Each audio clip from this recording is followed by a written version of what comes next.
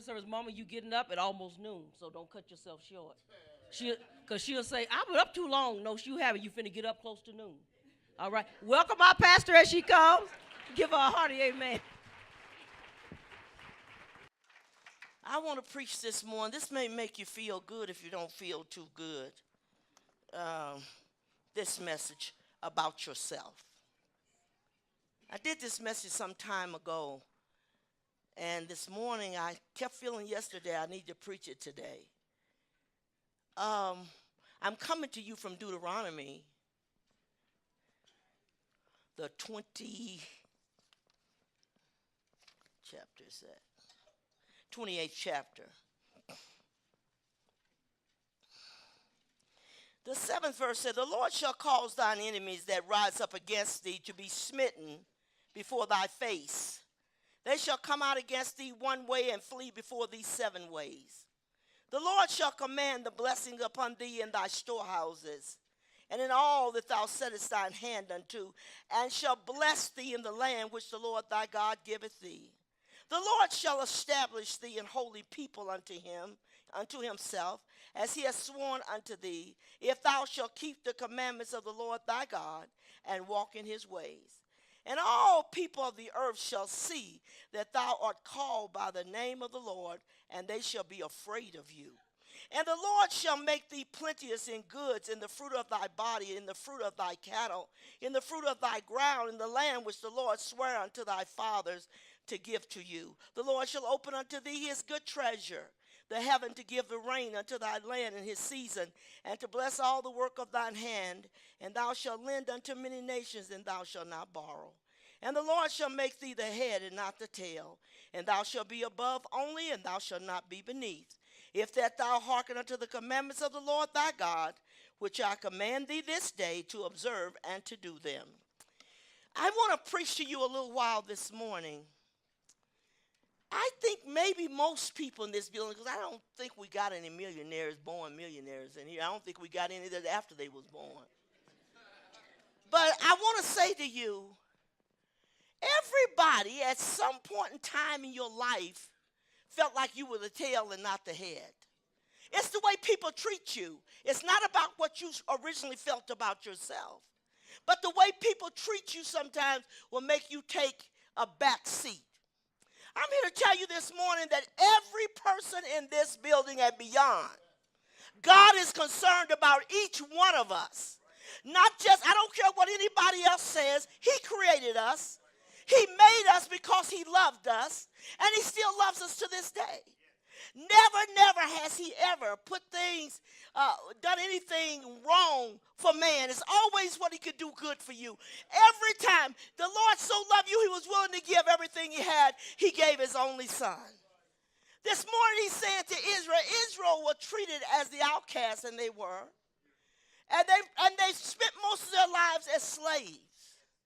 But it came a time after they prayed for a long period of time that God reached out to them, and he made them this promise that I just read to you. He said, I'm going to bless your life. I'm going to cause your enemies to flee before you. Those that have oppressed you and done you wrong, you don't have to go after anybody that do you wrong. God will take care of everybody.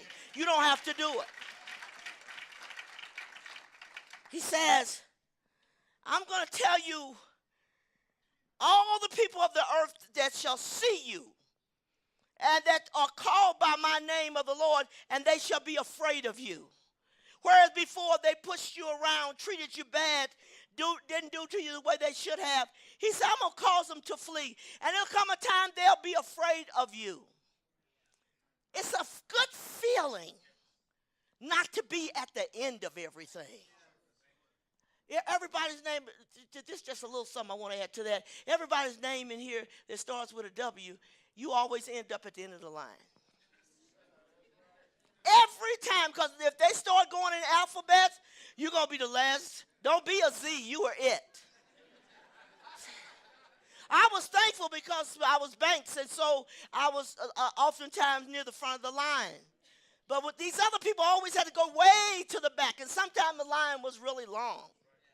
So I'm saying to you this morning, society as a whole will put you at the end of the line. Sometimes it's because of your nationality. Sometimes it's because of your religious beliefs. Sometimes it's because of one thing or another. They'll shove you in the background. I think we ought to treat everybody right and everybody with love, regardless to who they are. We have seen so many tragedies this week. And my heart ached for the Jewish people and what they went through. I said to somebody I was talking to, I said, boy, if you can't be safe in going to church, where are you going to be safe at? And look like everybody's on a killing spree. Somebody wants to kill somebody. And I'm thinking to myself, as he killed all these Jewish people, I'm thinking, what did they do to you? You know, sometimes people will get angry because somebody treated them bad and they feel like they need to pay them back, and that's not even right. But these people, you don't even know them. You don't even know their life. You know nothing about them. Why would you just want to go in and kill them just to kill them? And then have the nerve to appear in court and say he pleaded not guilty. They ought to put you out just for saying that. You were right there during the time. Everybody caught you there, and you're going to say, I'm not guilty. Well, you didn't feel that way when you planned and plotted to take them people's lives. And I thought about one couple stood out with me a lot. They were married in that synagogue 60 years ago. And they died together in the same synagogue. I thought, God, we don't know sometimes which way life is going to take us and things that's going to happen. But you know what?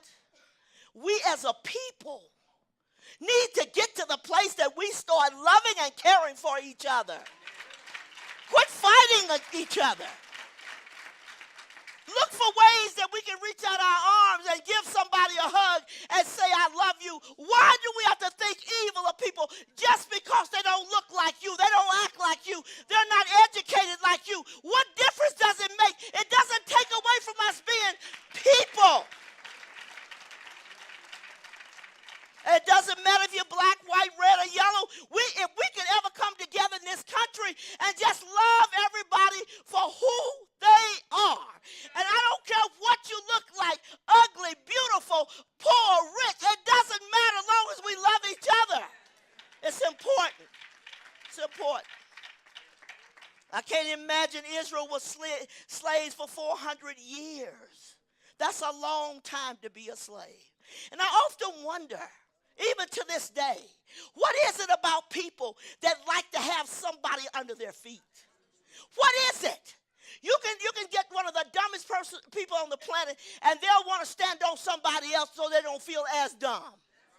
It's amazing to me how people just walk around and step on people and talk about them and put them down and do all these things, all because they're not like you. Wouldn't this be a depressing world if everybody looked just like you? Give us some variety here. Man needs variety. And God gave it to us. The summer comes, the winter comes, the fall of the year comes, spring comes. Of course, yesterday we had all those at one time. Yes. But think for a minute. And think, what if we all were just alike, talk alike, sing alike, look alike? We all fat or all skinny, all tall and all short. Wouldn't this be a boring world? We used to sing a song when I was a little girl in kindergarten. I can't remember the words to it, but it talks about how the bouquet that God made was red, white, blue, and all these different colors in the bouquet that makes the world the way it is today.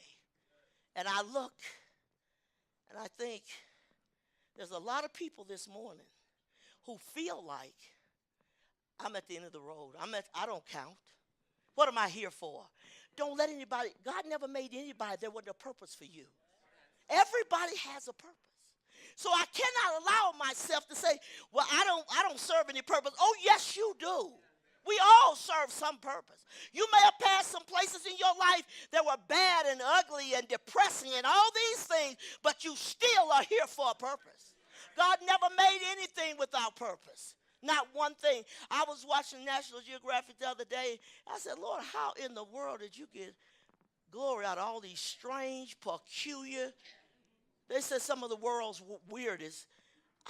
Some of that stuff, I thought, God, you're the only one who could have done it. I mean, some of them are real colorful. Some of them are not. And crazy, weird things in the ocean that we never see every day. And I sit there sometimes looking like, God, you made that? Something walking around the bottom of the ocean that looks like a piece of sponge, but really he's an animal. The weirdest thing, red, white, and blue, and yellow, and he likes colors, so I don't know what's wrong with you. Yes, he loves it. But the more I sat there and observed, and I watched a little bit of it, and sometimes it gets so bad I have to let it go. But I'm telling you, it's so many strange, peculiar things. And how in the world did Adam could name every one of them? Every one he named. Weird, strange things, eating up things, and coming out of rocks and hiding in the sand. And it's weird. It's just weird. And they all have to survive, so they all have to do it in different ways. And I love to see the lions and the tigers go after their victims. I always sit and wait for, because I'm telling the animal he's going after, how stupid are you? Move on.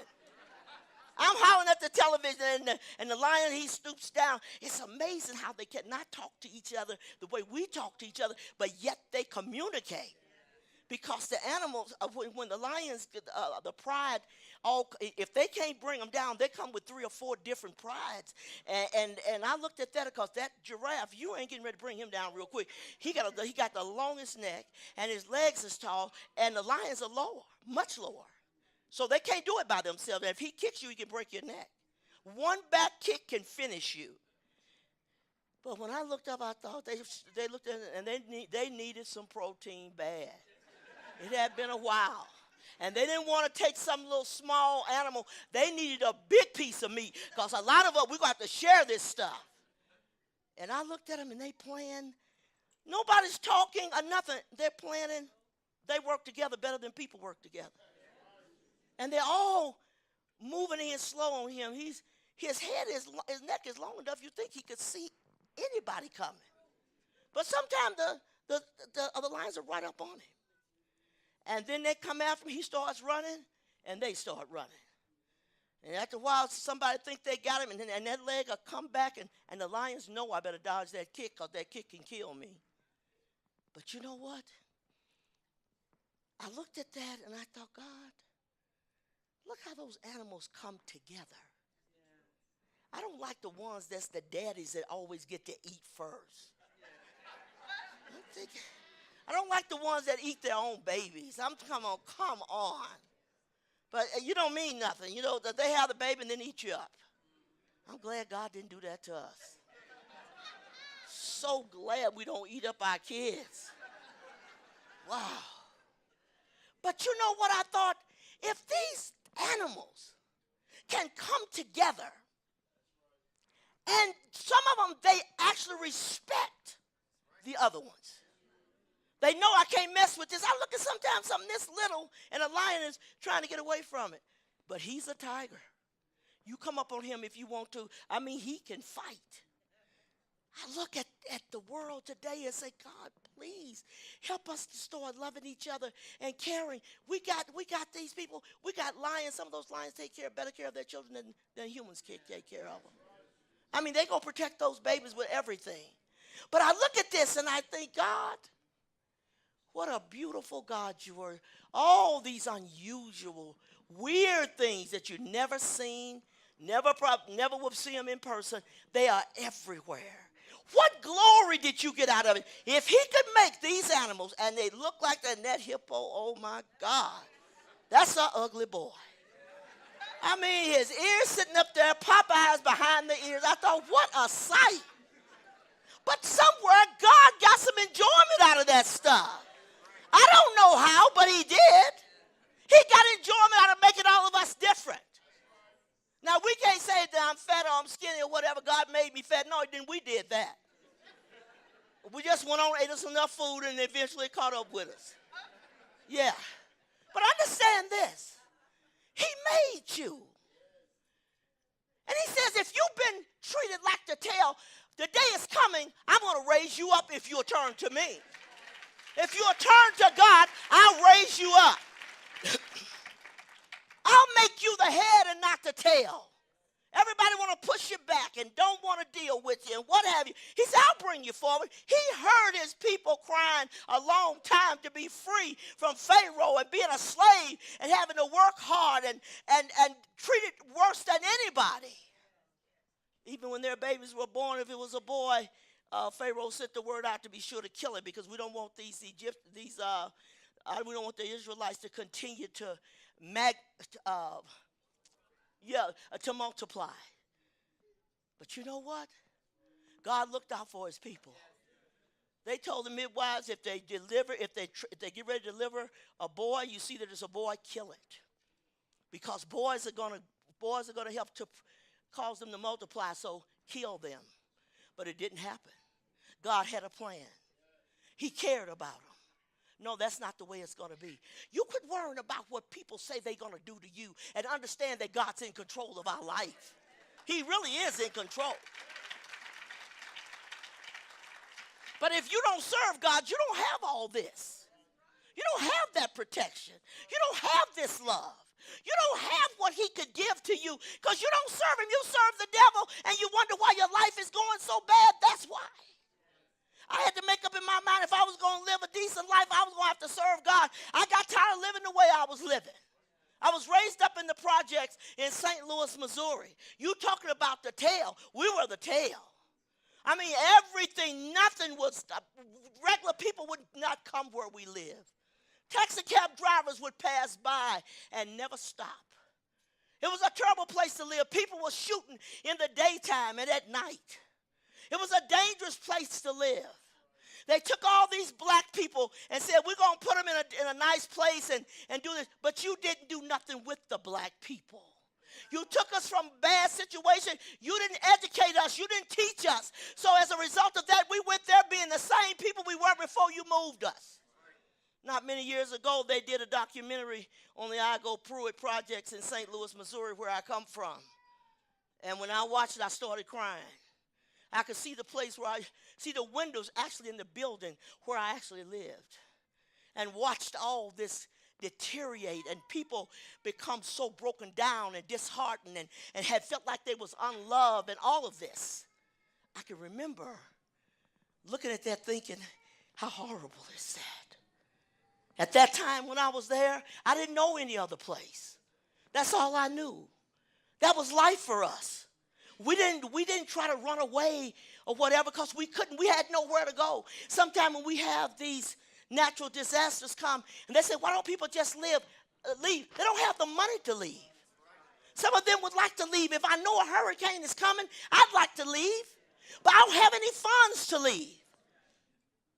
I was talking to Damien yesterday, the guy from, he's staying in Paris right now, and he said, Rose, he said, I thought, do Trump know that the islands is part of this country? It doesn't matter. It doesn't matter. Because I know something don't mean I'm going to do what's right by it. But I should. The Puerto Rican people suffered great and still suffering. And they're as much Americans as you and I are. And you look at these, are they not important? You know what I like to say sometimes? Every time something happens right here on our coast, then we make a rush to get there. But if they're on an island, how much more do they need help? They're in a different situation. Somebody should care enough to go after them and say, we got to help these people. These are human beings. We got to go there and help them. Nobody really cared. It's horrible to be treated like you're not important. If you get a hurricane, so what? If you get a tornado, so what? But it's different. You live in a poor neighborhood, you got potholes in your street, you're going to keep them there. No, you're going to be bouncing around forever. But where I live now, they are always keeping up everything, taking care of all these things. I said, boy, We colors would have liked to have that. You didn't do it for us. Nobody came down to repair the street. If it was tore up, so what? Nobody cared. And I say to you this morning, if I can say nothing else to you, God cares about you. He loves you. You better know for sure that it just ain't Sister Rose and Colorado Springs Fellowship that reach out to our military people. God's reaching out to you. He cares about you.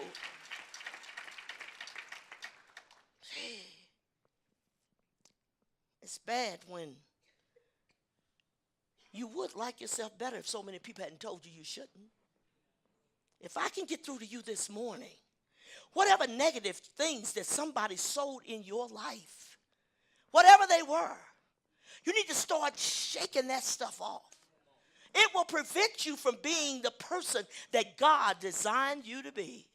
You need to say, no, I'm not going down that road. It's very hard to get off of a road after you bought into the system that says you're not good. When you had to take food stamps because you had to have food. I was there. I lived it. And I remember, and my husband was in the military. And I remember going to the commissary, and Charles, I could slap him today if he was still here. What Charles would do, I'd be in the commissary getting ready to pay, and I had food stamps. And Charles get to the counter, he said, I'll meet you at the car. Because he didn't want nobody to know that we had food stamps. And I said, no, stay here. He said, I'll be in the car. Well, I don't like having to take them either, but I don't have a choice. 7 mouths to feed, you better get something. But there's a stigma attached to that. And I heard one lady say one time, there they are taking our tax money, getting food stamps. We pay taxes too. You wasn't the only one. I bet you every military person in this room will tell you how much their taxes are every time they get paid. But you're in a situation at that time that you cannot do better. So you got to thank God for where you are. Never feel like you're no good because I had to use food stamps. Oh, yeah. I'm eating. I got me some pork chops. I got some chicken. Hey, if food stamps did it, praise God, got a few steaks. I got some things. Don't walk around let people. I used to try to get them not to give me change back in the day. Now they give you a card like a Visa or something. And so it just looked like you got a credit card. In our day, we had a book with coupons in it, so we have to tear them out. And you know what they did? I would get to the counter, and I'm looking around to see who's all behind me before, because I got to pay for his food stamps. And the woman would tell me how much it was, and I didn't have a smaller change, so I said, just keep the change, just keep the change. And she said, honey, I can't keep your change. Change for a $5 coupon. I could have fell through the floor. I thought I told you just to keep the change. That's the reason why I wanted you to keep it, so nobody would know I was paying with food stamps. They didn't understand. Or you wait until 2 o'clock in the morning and go to the grocery store when there ain't many people there. Yeah. So you don't have to look like that. I told my daughter one time when things were really hard in the military, I said, when you go in the store, get a package of lunch meat and be sure to get the biggest package with the less price. She said, okay, Mama. So I waited in the car. She goes in the store, and she kept looking for the big pack with the little price. Well, she didn't see it, so what she did, she pulled the little price off of one of the other things and put it on the big thing. It never dawned on her that there's nothing wrong with that. I don't see a big pack here, so I just tear off this one over here and put it on this great big pack. So when she came to the car, I said, how did you get this lunch meat for that? She said, oh, I just changed the thing, Mama. I just put one over here and over there. I said, honey, you can't do that. That's stealing. You can't do that. That's not what I'm talking about. If it doesn't have a big price on it, you can't do it. Of course, I dare not go back in that store and tell them she did it. I just went on down the street and went home. Yeah. But you know what I think is wrong with this country too? I don't think we have enough people who experience life's difficulties to have enough compassion for those that are. Yes. See, I can say to you this morning, you got to turn your life over to God to make things right. Because nobody in the world is going to make it right for you. Nobody really cares whether things are going good for you or bad. This is a cold, callous, selfish world. People just don't care. I care. I think when you once experience the pain yourself, then when you start having pain, I say, I understand. I understand what you're feeling. Let me help you. Because if you've ever experienced pain, you want to help somebody else and try to alleviate theirs. If I can stop it, if I can help you, I can feel this. The feeling of being rejected, the feeling of being pushed back, the feeling of being treated less. God said, I'll make you the head if you serve me. The world will keep you as a tail. Ain't nothing happening at the tail but bad stuff. You see any animal? No, you don't find people want to go around by the tail. You don't know what he's getting ready to do. But look at here. I got to put myself in a position. Position yourself with God. Position yourself with him. That's where you can have victory. That's where you can be happy. That's when you begin to fulfill purpose. That's when you start feeling like I'm a whole person. Yes. See? Just can't let somebody beat up on you real bad. You can become so deficient from what people have told you. Every person in this room, regardless of how you look, regardless of whether you're educated or not, whether you're black, white, red, or yellow, you just feel love. You don't have to know you. What is this thing about? I don't even know them. Hey, what has that got to do with it? Reach out. Make somebody's day better.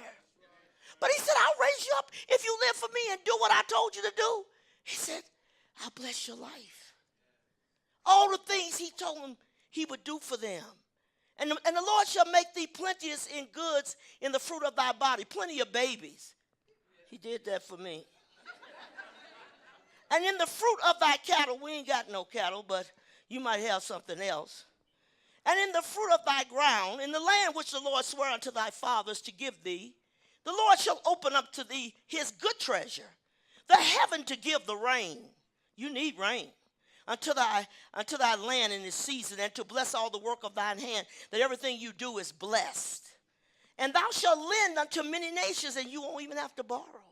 And the Lord shall make thee the head and not the tail, and thou shalt be above and not beneath, if you just do what I tell you to do. But we don't want to do it. We'd rather have all these bad things going on in our life rather than take God up on his offer. He's offered us everything. Life, happiness, joy, peace of mind. Hey, you can't buy those things. Money don't buy happiness. You got to have more than that. But he said, I'll give you everything to make your life full and bless you, and I'll exalt you, and I'll make you better. And the people that used to look down on you will now have to look up to you.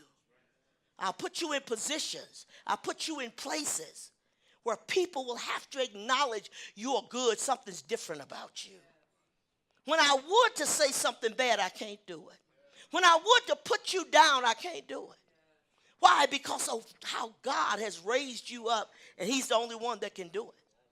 Raise you up and make you the head of things. Put you in good job positions. Put you over the one who kicked you around when they were your boss. Now you're their boss. Oh, that's a good feeling. That's a good feeling. Hey there, Jenny, how are you? Have some things I need you to do today. Come in here, honey. Now, don't get all big on yourself.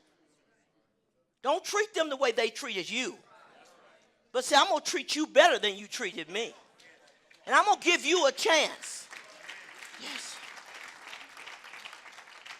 The Lord shall bless every part of your life. There won't be nothing. You heard people say, everything they touch turns to gold. When God gives it to you, it's a whole different story. It's a whole different story. You'll always have the upper hand, not the lower hand. You won't be at the bottom of everything rather than at the top. He said, I understand. I heard my people's cry and the pain, the suffering that they were in. I heard that. I sent Moses, said, go and tell Pharaoh to let my people go. You've been abusing them and treating them bad and all kind of ways that shouldn't have been.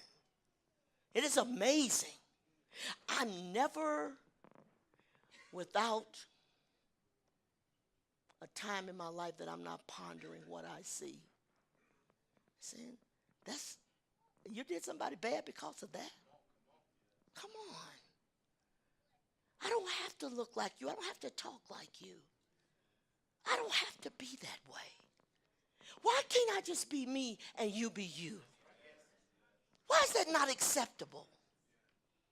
There's some things surely we must change and adjust. But you don't ask me to be white, and you don't ask me to be black. I don't know of many white people that says, I just wish I was black. Not really. There may be a few say, but I wish I had your color. Well, that color is what makes them treat me bad. Because of the color of my skin. It's horrible. I saw some pictures they had on TV, documentaries they done on black and white, and they were having these people dress up like they were black or like they were white, and saw the difference in how people treated them. This pastor, not long ago, I was watching on TV. What he did, he went and he dressed up like a homeless person. And he went to his own church and sat out in front of his church. And he was raggedy, and he had this long beard and hair growing down, and he sat there, and he said, I was shocked at what I saw. People would come up and walk right past him, and he just kept his head down.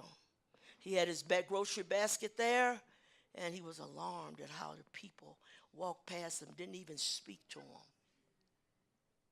He later got up and pushed the cart and went into the church.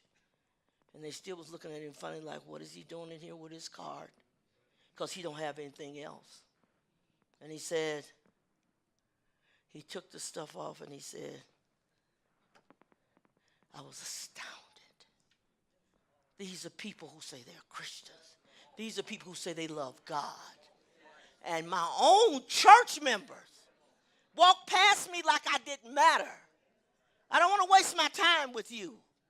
He said, I'm troubled, very troubled at what he saw. You really know how people are. It's when they get into certain situations, how they react to it. It's all black people. You're the only white, or you're all white, and you're the only black. How do people act? Well, we're the same. So why can't we just do everything right? No, I don't want anybody to know that I run with black people. Why not? Oh, I got a white friend. Why not? He said, I'm going to fix you, though. You can stay just the way you are, black, white, red, or yellow, but I'm going to fix it. I'm going to make you the head. I'm going to exalt you in spite of. No matter what's happened, no matter how it looks, that's what I'm going to do for you. And all of a sudden people say, how did you get here? I know you had to do some fighting to get to this position. Oh, you fought. We never in a million years, I didn't think I would live to see a black man being elected president in this country. When he started running, I said, honey, don't waste your time. That's what I said to the TV. I said, don't waste your time. They're not going there. But once Iowa, they did it, I stopped to look and say, is something new going on here? He believes this. And then he just kept winning and kept winning. And white folks was liking him. He couldn't just win with just black. White people, red people, yellow people, everybody's coming. I thought, is this for real? In America? Oh my God. We were all sitting in my bed that night, me and all my kids. Not all 7 of them up there, but some of them.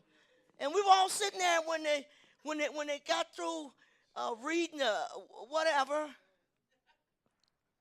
And they said, Barack Obama, the next president of the United States. I said, me and my kids sitting in the bed said, crying out hard. I can't believe it. I can't believe it. Shocked. Shocked. Black people were crying everywhere. At his inauguration, oh my God. When they came out on that stage, the 2 little black girls, I thought, wow. Is this for real? Never dreamed we would see that. And they said he had more death threats than any president in history. But let me tell you this. We talk about Trump dividing the country. Check this out. The country was already divided. He didn't divide it. What he did, he stirred the pot. When he stirred the pot, all this ugly stuff came to the top. He was already divided against blacks and Jews and what have you. But look at this. They were already divided. They've been divided for years. But when you get a leader of the country who endorses it, hey, people say, I can kill me some Jews, kill me some black men, shoot people up. I got some support from the White House. That's where the issue is. They say he divided the country. It was already divided. Been divided for years. And if people don't turn their life over to God and serve him, they're going to be divided when Jesus come back. Rest assured. Because we're not concerned about coming together. I heard some of the highest military people, some of the generals was talking about leaders unite people. Leaders bring people together. True enough. But we don't have that. And you know what? The sad thing about it. You almost don't want to turn on the TV. It's just who else is killed? Who else did this? Who else did it? Just sending just crazy things. And our whole country is in turmoil. We don't know what's coming next. But God said, if you serve me, I'll protect you. He said, because the angels of the Lord encamps around about them that fear him. I have protection. You got protection if you serve God. But the angels ain't dispersed to you while you serve the devil. And why should they be? You need to think this morning and say, you know what? I need to change my life. I need to start serving the person that cares about me. I want to serve the person that was willing to give their life for me. Because if you're willing to give your life for me, there's nothing you won't do for me. It says, there's no greater love than this, than a man lay down his life for his friend. No greater love. When if somebody's willing to die for you, they love you. When Jesus came and gave his life, he said, I care about all people. He's never one time had respect of persons. Never one time did he let the sun shine on the whites and say, you're not getting brown. Get out of my sun. They hate us for being brown, but they go get in the sun and get brown. I never understood that. I thought, if you don't like us for being brown, why are you in the sun? They come out and say, wow, got a beautiful tan. They're just loving this. But that's the thing you hate us for. Is it that you're jealous of our beautiful tan? That we don't have to lay in the sun to we just come here that way. Just come here beautiful. Yeah. I want to look like that. And you got you got black people saying, I wish the Lord had gave us silky straight hair. Honey, thank God for your kinks. They are what they are. Yes. They are what they are. That's what makes you black, kinky hair. Sometimes a fat nose. Sometimes lips a little too big. I look around and say, boy, that's why the white people have no lips. God gave us all the lips. It's common to see white people with just a line. And when they shut their mouth, it's like, I'm thinking, where's your lip? How do you kiss? No lip. And then you find whites going to cosmetic work, going, having their lips pumped up to be fat, and then they get too fat. Because number one, God didn't give you enough skin to increase it. I seen some of them do it. I thought, you should have kept your lips. Because you're looking like this. Horrible. But all these things make us who we are. We should never want to exchange who we are with somebody else. I want what you got. No, I want what God gave me. I don't want blue eyes. So, oh, I wish I had blue eyes. You're going to look real strange with blue. You put blue and somebody, and you up here brown, you look out nowhere, somebody. Look strange. And so since God didn't give it to you, you know what we do? Go and buy colored contacts and stick them in. No. I couldn't do it anyway. I can't hardly put eye drops in my eyes without water running continuously. I can't imagine.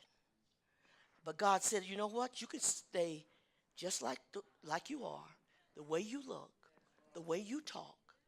All of those things, just stay like that. But I'll make you the head and not the tail. And that's what he did for them. I put you in a good place. You're not inferior to anybody. Why? Because God made me who I am. Do you like yourself? Yeah. Nothing's worse than not to like yourself. Now, if you need some changes, ask God to change. But that change comes in the heart, not external. It's a heart change. A heart change. The way you think in your mind, God has to help you do that. But he can change that. You can be exactly what he wants you to be. Because we all, let me tell you, wherever we came from, we all got some ugly things that in our character that we don't like. You know who cleans that up? God cleans it up. He fixes us. He makes us perfect the way he wants us. He takes away the evil out of you. He puts love in your heart. He lets you care about somebody else besides yourself. Who else are you looking out for beside you? Christmas is right here on us. How many people will be in a position where they can't even supply their family with just minimal Christmas gifts? Children that don't know why they don't have it. Mother may say, we don't have the money. Kids don't quite understand. I was telling a lady the other day, I said, Christmas for us, me and my younger sister, was 2 boxes. One box was bigger than, mine was the biggest because I was the oldest. And my baby sister, her box was the littlest. And that's what was sitting on the dresser when we woke up on Christmas morning.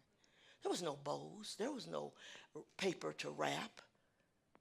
And we had dolls that we wanted to give them bath, but you dare not. Because those dolls back in that day, you put them in the water, they done. You can't really brush their hair. The whole piece will come off their head. It's a whole different world. But every year, I'm concerned about somebody else. What's going on with somebody out here? Who don't have it? Who's facing this and don't know what to do? I said to my son the other day, I said, we got to be out there at Christmas time. We got to be out there at Thanksgiving. There's people that want it, just basics, and don't have it. Who's going to care? See, you must understand something. If God raises you up and make you the head, you're supposed to minister to the tail. Help the tail. Look at the ones that slow. You walk around here during this holiday season, more people commit suicide, according to statistics, in this time of the year than any other time. That's because they feel lonely. They feel helpless. They feel like I don't know what I'm going to do. My kids are looking to me. What do I do? We got a girl in this church this morning. There's Jeanette sitting back there. Her mama had 9 kids, right? 9 children. Came to this church years ago. And she could not supply for them kids what they needed. And I remember that year, we as a church rented a truck and we loaded up Christmas trees and the decoration for the trees and all this stuff and toys. And we thought, well, since they all live over in the same area, there's other people like that too. So why don't we just put more in the truck so that when we drop theirs off, we can go to the next house and we can go to the next house. And we saw kids crying, look, Mommy, what Santa's bringing me. So happy, so excited. When you finally come to the end of your life, what did you do to make somebody's life better, or because you was in the world, you made people's lives worse? What can you do? She's grown. She's got her own daughter now. Her sister's here too. Janelle's sitting back there. Hey, they came to the church as a family. My son invited them. Came to the church and still here. How many years ago? Over 20 years. For a loving kindness to say, we're going to help you. So what? Your kids got it. What kids down the street don't have it? Who else don't have it? Did you think about that? God said, if I make you the head, are you going to be a blessing? If I raise you from being a slave, will you then treat people like slaves? You know, I've seen that. I've seen people that was abused in marriages, and they turn around and get another marriage and abuse the person they're married to. I think, are you sick? You know what it feels like. Don't do that. Listen this morning. God said, I can turn your whole world around today. He is so powerful. He don't need a week. He don't need a month. He don't need years. Well, I've been waiting on the Lord. No, you got to commit. Give your heart to him. Say, Lord, here I am. I want to do what you want me to do. He said, if you do what I tell you to do, you'll continually have a blessed life. You don't have to run around feeling bad no more. Can't do it. We had a lady come to this church some years ago. She's passed on now, but her daughter and son is still here. Christopher is autistic. And she said, I went to a church, they treated us so bad. How do you get treated bad in a church? If you get treated right nowhere, you think a church would do it. You think they would. Yes. I said, that'll never happen here. I watched when they first got here, and they would come in there. You always got people, you know, if you're not quite like them, they're kind of looking away like. And I said, treat him the way you want to be treated. Hug him, because he would come in and he want to hug, and some of them looking like this. Hug him. It could be you. It could be your son or your daughter. You don't know. So God said, if I make you the head, what you going to do with it? Are you going to reach out to people? Are you going to care? Got to care. I raised you up and gave you a good position so you could help somebody else to get in that position. Sometimes you got a position on your job as a supervisor, whatever. If somebody needs a job and look like they can't get around, find out who it is. Show them. Help them. Well, you know, they're not qualified. Can you teach them something? Can you help them? For a moment. Oh, how many people that have taken their own lives already would still be here today had somebody taken time to say, you're worth something. Tear down all the negatives. Get rid of it. We were born in sin, and God loved us enough to say, I'm going to change your life, empower you. Blessed is the man whom thou choosest and canst to approach unto thee, that he may dwell in thy courts. We shall be satisfied with the goodness of thy house, even of the holy temple. He chose you. He told Israel, I didn't choose you because you were many. I didn't choose you because you were special people. I chose you because you were few. That's good for poor. That's good for blacks. That's good for whites. I chose you because you were little.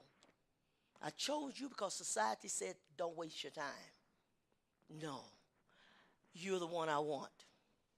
So this morning, he's saying to every person in this building, I want you. This morning, don't forget, military people, that he said, I want to honor the military. Every good and perfect gift comes from above. It ain't just us. God puts it in our heart. Do this. Do this. Too many of our military people are not appreciated. They go away. Some of them give their lives never to see family again. Are we saying thank you enough? My little children, love not in word only, but in deed and in truth. Show that you love by what you do. A bunch of talk where you always talk about it, but you never do nothing. No. God said, I want you to reach out. If you see him hungry, I want you to feed him. Whatever's going on with them, I want you to reach out to them. See? Show them that they're important. Show them somebody loves them. If you see somebody being treated unfair, don't join in the crowd. You be the one to come out and say, hey, come with me. You're okay. From the time I've been in the ministry most of my life, I've always liked to reach out to those who are less fortunate than I am. Nothing says I have to be where I am today. Nothing. The fact that God made me the head, they told enough lies on me in this town. They tried their best to make me the tail, and my head's still up. Ain't nobody got a bad tail but them. I'm still going forward. You can't, because they said they're going to run me out of town. That's what some of these dead preachers in this town said. We're going to run her out of town. That Proby, he's dead now in hell, but he said, yeah, we're going to get together and and run her out of town. Well, 30-some years later, I'm still here. I ain't ran nowhere. He gone to hell. I'm still here. Don't worry about the folks that's waiting for you to fall, baby. Just stand up anyhow. Don't give in. Don't lay down. Don't give up. Say, I'm going to make it. No matter. I like to hear black people say, well, you know how they treat black people. I went down there to get that job. Honey. Don't not put yourself in that kind of category. But, well, you know, I was black. I don't care what color I am. If I go after something with everything within me and fight for it, I can have it. I may have to push a little harder. It may take a little longer. There was a time they said God ain't called no woman to preach. Well, it's been over 45, 50 years. I'm still doing it. Yes. Don't buy into that stuff. They didn't want God to use a woman because we got so many sorry men that ain't doing nothing. You said, now, you ain't getting ready to run down men. I was with you, Sister Rose, to the end. You start talking about men. I'm out of here. Okay. Some of them won't get up and do nothing. Then when God raised up a woman to do it, they looking at her funny like, God don't call no woman. Who told you? You read this Bible, a whole lot of women was leading in the ministry in different capacities. I didn't believe it. You know what they say about the bee? He's not supposed to be able to fly, but he doesn't know it. So he continues to fly. They say his body's too heavy for him to fly. How is that? He's flying. So you go up and look at the bee and say, you ain't supposed to fly. He flies right on past you. That's just the way you got to look at people. People sitting there talking about you, running you down, go right on past them. Don't let nobody tell you what you can't do. With God, you can do all things. If you ain't got God, you can't do it. Yes. You can do it. Hey, let's win. Don't be defeated. You're not going to get awarded for being defeated. I'm going to fight till I win. No matter what it takes. That's why you got to look at the world as a whole. You know, it don't hurt you to look in the mirror and say, you know what? You're pretty good here. Somebody said, you need to go and close up in the house, but I'm not going to. I'm going out. I ain't half bad. You better believe that. Because somebody else will tell you. I'm going to close on this one. We had a boy at home nicknamed Bugs Bunny. Bugs Bunny was about the ugliest human I have seen on this planet. When Bugs Bunny come up on you, honey, Bugs Bunny was so confident. Alcohol ate off his teeth and lips burned from drinking alcohol. And Bugs Bunny come up, he just as up to par. How y'all doing? He don't even know he looked bad. You said he did. He don't know it. Confident. I had an auntie like that, my Aunt Charlene. That was an ugly woman. And I'm not just talking about ugly externally, but from within and without. When you nasty in here, you nasty anyway. Oh, my uncle brought her home.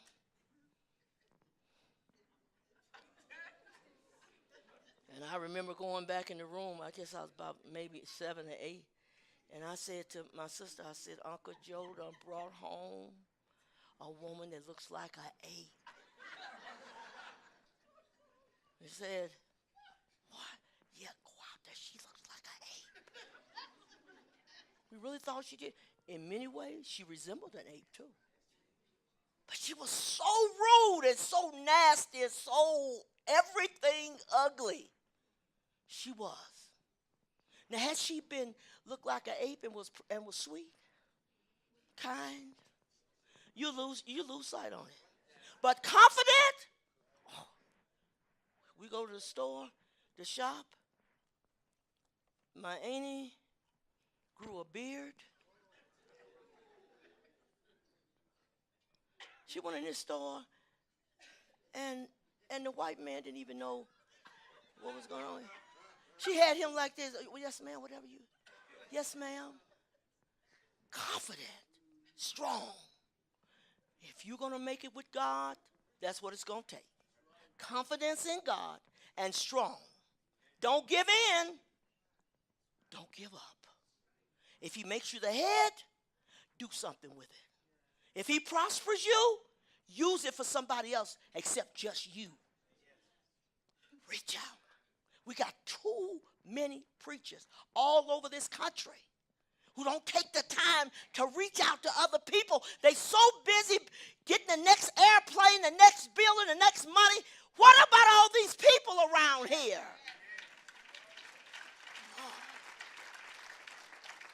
Be a real pastor. A shepherd cares for the sheep. They don't just rob the sheep. They feed the sheep. Whatever God makes you, be sure you reach out. Be sure you say, Lord, whatever you do for me, I plan to share it with somebody else.